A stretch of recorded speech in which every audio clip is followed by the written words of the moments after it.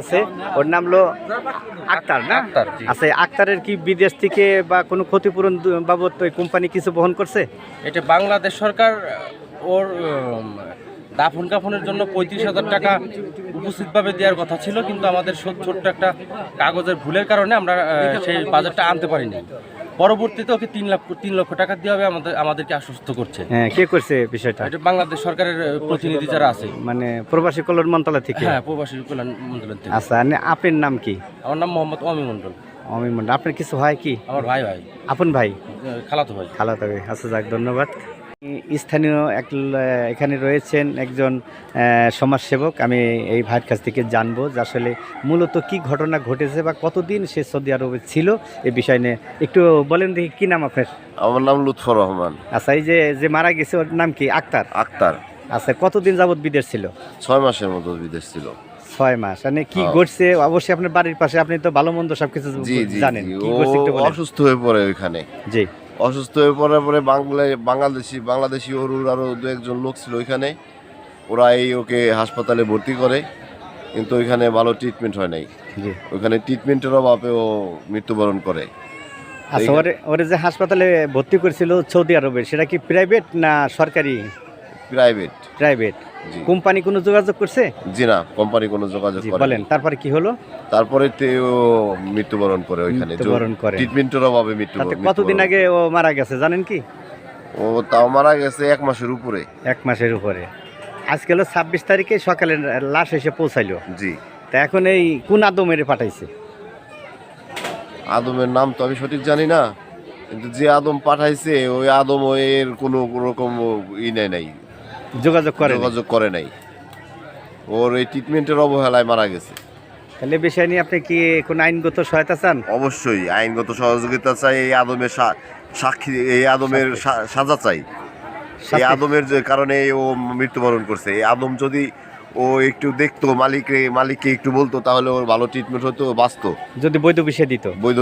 অবৈধ বিষয়ের কারণে অবৈধ বিষয়ের কারণে ও মালিক যোগাযোগ করে নেই। আচ্ছা, তাহলে আপনার নাম কি ভাইয়া? লুৎফর রহমান।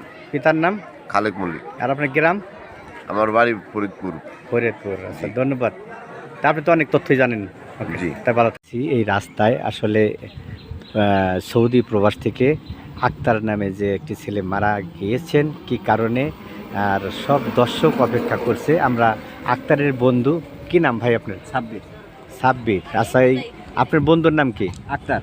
ওর কি ঘটেছে একটু বলেন দিই। ও সৌদি আরবে স্টক করছিল, ব্রেন স্টক। ওরে ব্রেন স্টক করার পরে ওর রুমমেট যারা ছিল তারা ওরে হাসপাতালে নিয়ে ভর্তি করার পরে যে আবার সাময়িক ট্রিটমেন্ট যতটুকু দেওয়ার হাসপাতাল থেকে কর্তৃপক্ষ যতটুকু পারছে দিছে, কিন্তু তার কোম্পানি বা তার মুদির তার ওইভাবে কোনো চিকিৎসা, হেল্প বা আর্থিক সহযোগিতা কোনো কিছুই করে না। এই কারণে মনে করে না যা হয়তো বা আমাদের কাছ থেকে, আমাদের মাঝ থেকে আমাদের বন্ধুটা চলে গেল, যদি কোনো ওদের কোম্পানি বা ওদের মুদির ওরে হেল্প করতো চিকিৎসার দিক থেকে, হয়তো বা আমাদের বন্ধুরা আজ লাশ হয়ে দেশে আসতে হইতো না। আচ্ছা, তাহলে ওই কোম্পানিটা সঠিক নেয়া মানে? অবশ্যই মানে জালিয়াতি কোম্পানি। হ্যাঁ, অবশ্যই। যেহেতু তার ওয়ার্কার্স একজন অসুস্থ হয়েছে, তার তো সমস্ত দেখভাল করার দায়িত্ব কোম্পানি, তাই না? সেহেতু কোম্পানি বা মুদির তারা কেউই খোঁজ খবর নেয় না এইভাবে। ঠিক আছে, সেই ক্ষেত্রে আসলেও হয়তো বা কোম্পানির ভুল। আচ্ছা, সৌদি ছিল কতদিন? দীর্ঘ 8 মাসের মতন হয়তো। আচ্ছা, 8 মাসের মধ্যে এখন সে লাশ হয়ে আজকে কি লাশ আসবে এখানে? তো লাশ আসবে, আমরা সে অপেক্ষা করতেছি। আচ্ছা, ধন্যবাদ। কিছুক্ষণের মধ্যেই লাশ চলে আসবে। রাজবাড়ী জেলা আলিপুর গ্রামে আপনারা দেখছেন যে আক্তার, সে 7 থেকে 8 মাস সৌদি আরব ছিলেন, কিন্তু সে অসুস্থ হওয়ার পরে মেডিকেলে নেওয়া হয়। মেডিকেল কর্তৃপক্ষ বা তার কোম্পানির লোকজন ট্রিটমেন্ট না দেওয়ার কারণে সে মৃত্যুবরণ করেছে আমরা জানতে পেরেছি। এখন যদিও গতকাল সৌদি আরব থেকে বাংলাদেশে লাশ এসে পৌঁছাইছে। আজ সকাল 8টা আনুমানিক তার গ্রামের বাড়ি আলিপুর এসে পৌঁছাইছে। এখানে হাজারো মানুষের কান্না এবং সবারই শোকের ছায়া নেমে এসেছে পুরো পরিবারের। আমি সেই বিষয় নিয়ে আপনাদের সাথে রয়েছি। আর আমি আরেকটা জিনিস দাবি করব যে আদম ব্যবসায়ী তাকে পাঠাইছে, তাকে আন্তর্জাতিক যে আছে, ধারা আছে আপনার হলো মানব পাচার আইনে, সে মানব পাচার আইনে মামলা করে তাকে গ্রেপ্তার করা হোক। রাজবাড়ী পুলিশ সুপারকে আমি হস্তক্ষেপ কামনা করছি। সামনে যে গাড়িটি রয়েছে এই গাড়িটি রয়েছে সেই আক্তারের লাশ, যে লাশটি এই মুহূর্তে এসে পৌঁছালো তার নিজ বাড়িতে। হাজার হাজার মানুষ তার দেখার জন্য অপেক্ষায় রয়েছে। আমি সে বিষয় নিয়ে বিস্তারিত দেখাবো।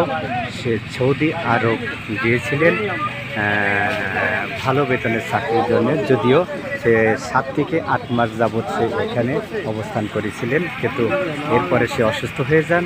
অসুস্থ হওয়ার পরে মেডিকেলে নিয়ে যায়। মেডিকেলে তার ভালো ট্রিটমেন্ট বা কোনো ট্রিটমেন্ট দেওয়া হয়নি। ট্রিটমেন্ট না দেওয়ার কারণে কিন্তু প্রকৃত তার মৃত্যুবরণ করেছে। আমি সেই বিষয়টি জানতে পেরেছি। আরে এইটা করলে আরে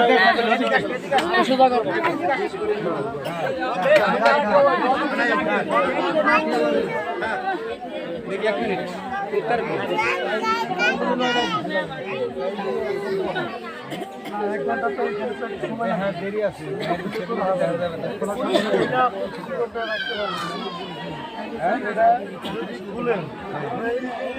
দেখবেন আমার সাইডে চলে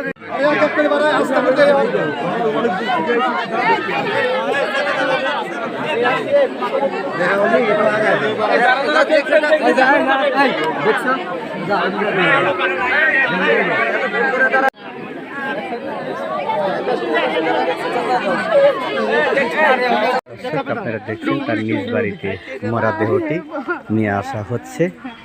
আর এর নাম আক্তার, সে প্রবাসে ছিল 7 থেকে 8 মাস। সে লাশটি এই মুহূর্তে এসে পৌঁছালো বাংলাদেশে তার গ্রামের বাড়িতে 8টা সময়, আনুমানিক 8টা এর মধ্যে এসে পৌঁছাইলো। হাজারো হাজারো মানুষের মধ্যে রয়েছে। আমি এই বিষয় নিয়ে আপনাদের সাথে রয়েছি।